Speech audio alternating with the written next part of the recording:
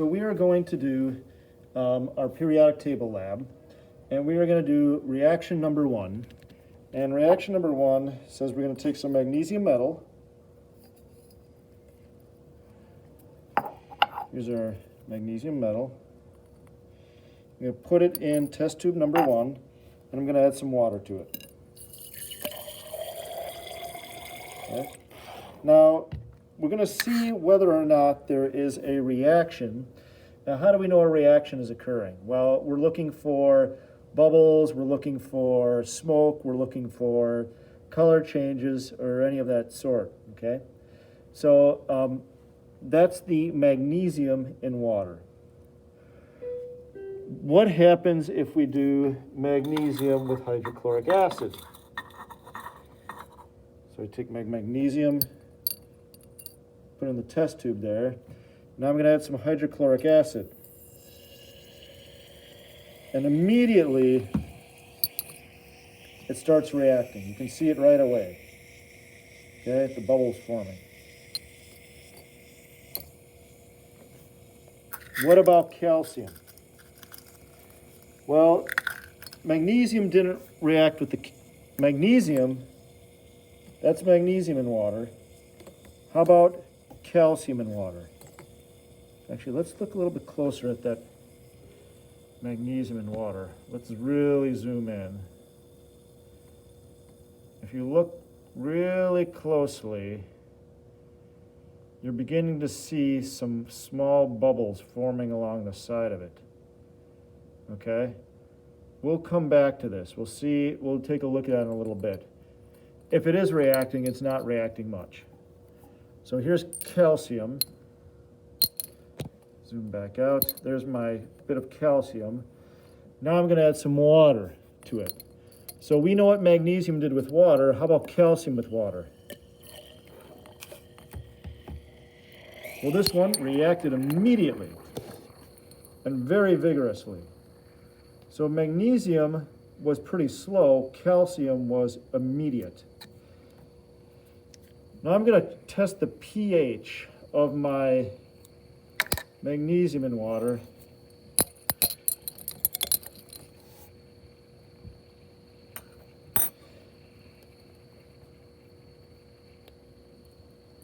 And when I test the pH, it turns out to be blue. Blue is basic, okay? And we're just going to take one more look here at my magnesium. See if we can get a good look at it.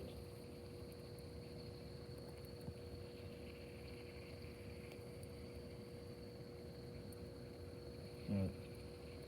There are a few little bubbles forming on the surface. It's difficult to see, but there are some little bubbles forming there. And I suspect if we wait even longer, we'll get even more bubbles. All right, so that's numbers 1 through 4. Light our Bunsen burner. Okay, now to light the Bunsen burner, I'm going to turn on the gas. You can hear the gas coming out, and then with I light it. So you can maybe see there's an inner blue cone, maybe not, it's kind of hard. But what I'm going to do is I'm going to take some magnesium.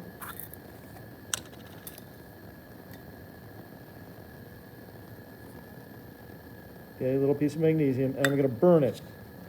And I'm going to put it in my watch glass right there.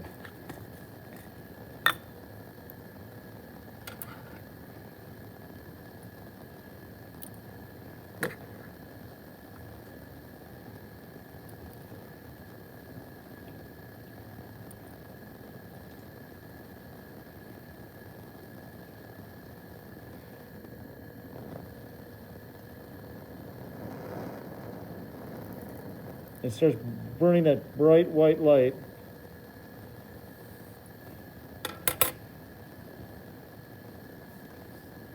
And then I'm going to add a little bit of water to the ashes. and I'm going to test the pH of that mixture.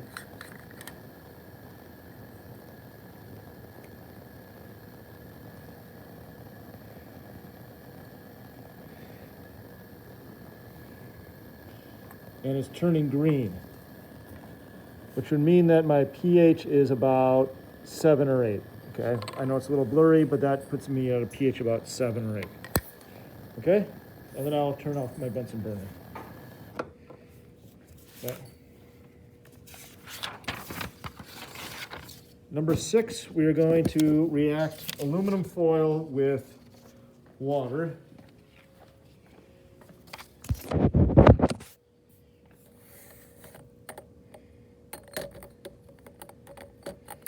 So I'm going to take a little bit of aluminum foil and place it into my container, and then add some water.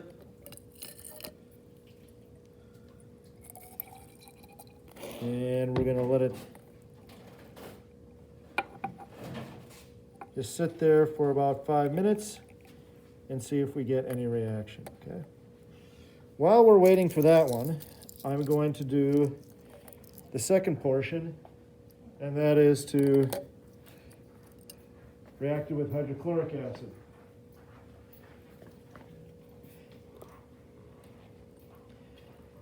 Let's see if we get a reaction with hydrochloric acid.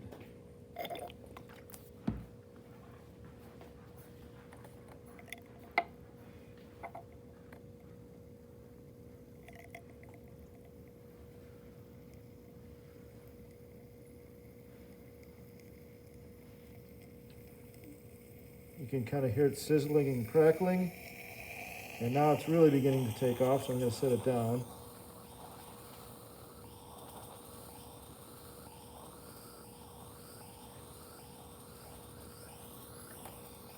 Whereas when we look at our water one, it is still the same, no reaction. Which, to be honest, we probably would expect, because we know that aluminum cans are made out of aluminum. So it'd be kind of silly to put soda in aluminum cans if aluminum reacted with water.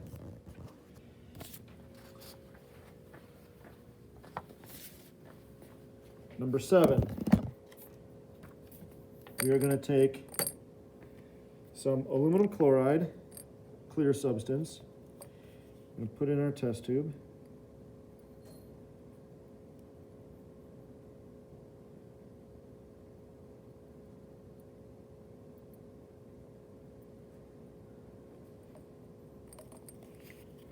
And then we're going to add a little bit of sodium hydroxide.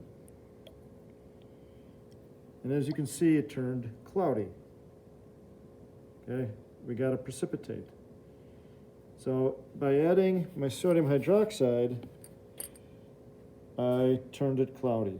Now watch what happens if I add more. You'd think it turned more cloudy, wouldn't you? And it is turning more cloudy. But what happens if I add even more, and more, and more, and more, and more? It actually turns back clear. Okay? So by adding the sodium hydroxide, it turned it cloudy, and then by adding even more of it, it turned clear.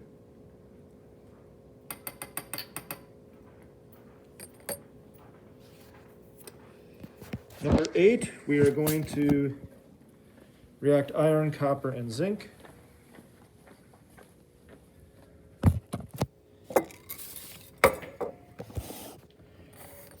So I have 3 test tubes.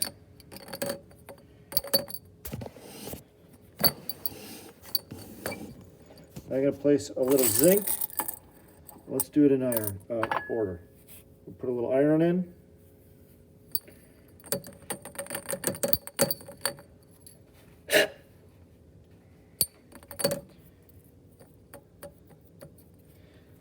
A little copper, and a little zinc. I'm going to put some water in each of these.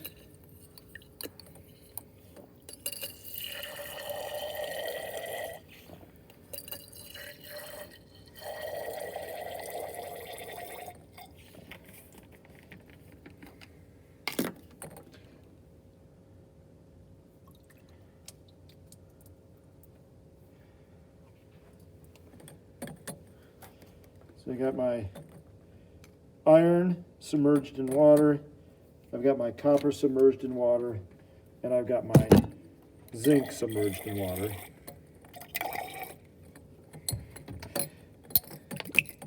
And I'm just going to set those three in the back there for right now. Okay. And I'm going to take 3 additional test tubes. And while we're waiting for these, waiting for the ones with water, I'm going to then set up my ones with hydrochloric acid. So I put a little bit of iron in this one,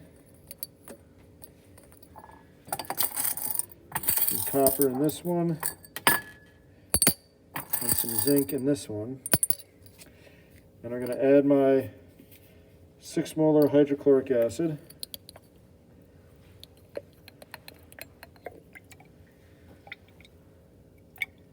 Let that sit there for a while. I'm going to add my 6 molar. Oh, that's a broken test tube. How about that?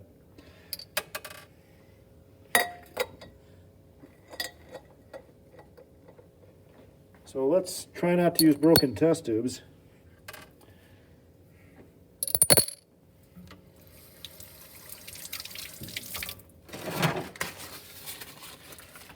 Add our hydrochloric acid. Add our... Now the one that starts reacting immediately is the zinc. See if I can hold a piece of white paper up behind it. You can see the zinc is bubbling vigorously. So the zinc and the hydrochloric acid reacted immediately. The copper and the water and the hydrochloric acid, nothing. No reaction whatsoever with hydrochloric acid and copper. The iron, right now it's kind of hard to tell. So we're just going to give it a little bit more time, see if something happens. And while we're waiting for that, we're going to go back and look at our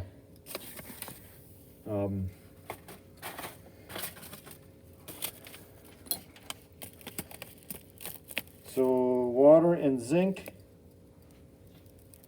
no reaction, water and zinc. Water and copper, no reaction for the water and copper. And then this one is going to be a little bit tricky to see, but maybe I can zoom in.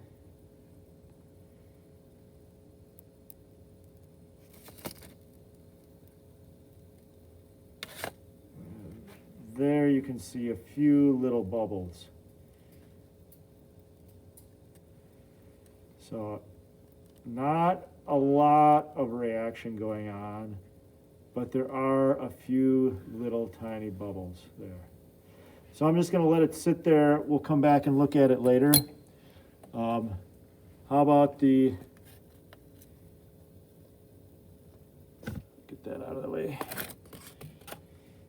Here's the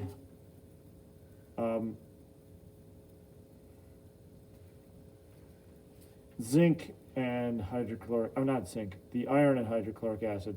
This one is a lot more obvious. You can see the bubbles. Hold that piece of paper up again.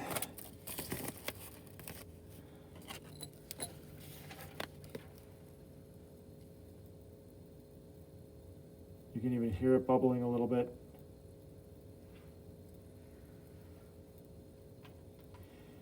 So in other words, the zinc and the iron react with hydrochloric acid, but the copper does not. And for the water,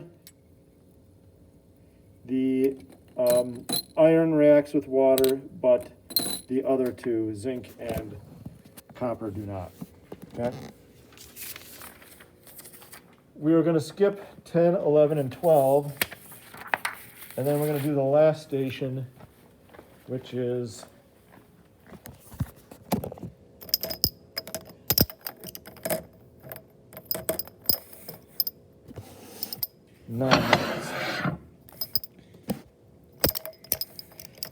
So the first thing I'm going to do is I'm going to add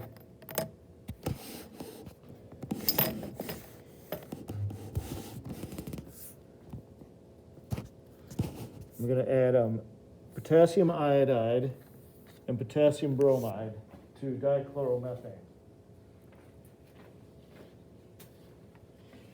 So let's see here, potassium. First one's potassium bromide, KBr.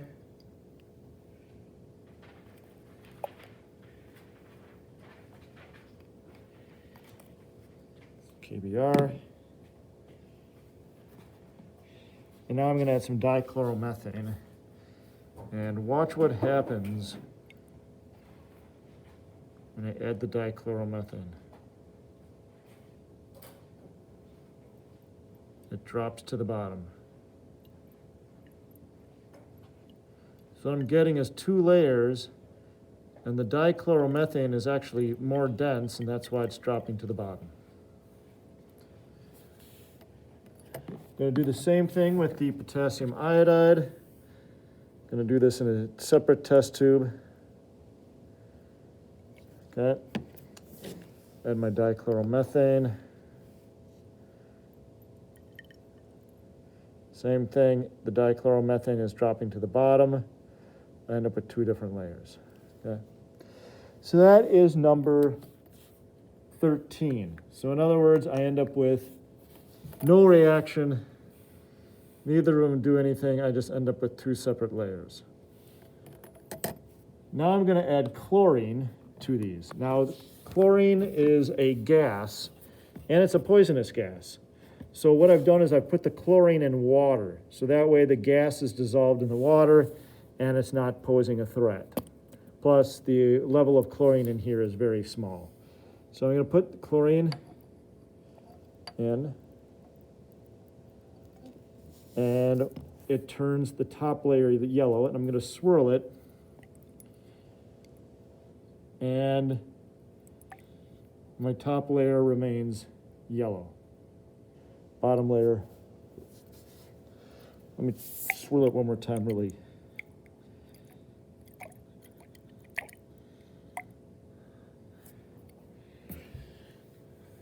Well, maybe not as good as I had hoped, but the bottom layer does turn a darker yellow. The top layer is more pale.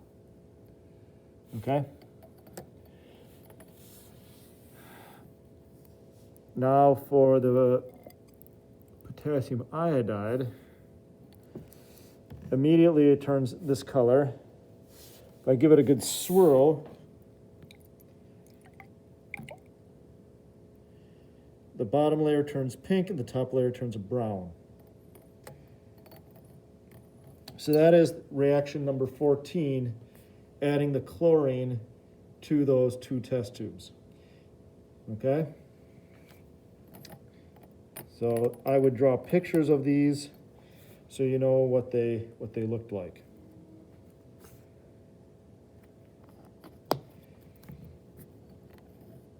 Then, number 15, I'm kind of going to repeat the process to an extent. I'm going to do my potassium iodide again. Going to add my dichloromethane again. Get my 2 layers. But now instead of adding chlorine, I'm going to add bromine. And just like the chlorine, the bromine is stored in water. I'm going to add a few drops. And you can see that it immediately turns the top layer brown. If I do some swirling,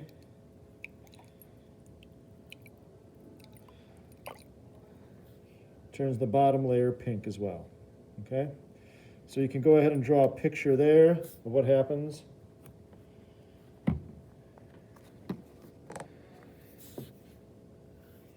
And then just for fun, let's just go back and check on our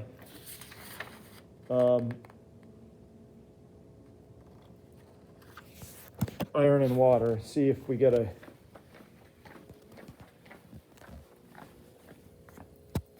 so here's our iron and water.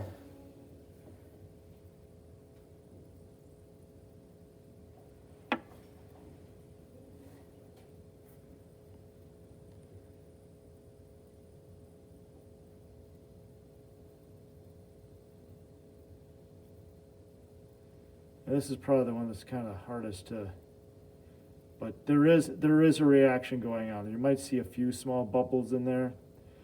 Iron does rust when you get it wet. Okay, so that's all of the reactions, and then we'll balance these together in class later. Bye-bye.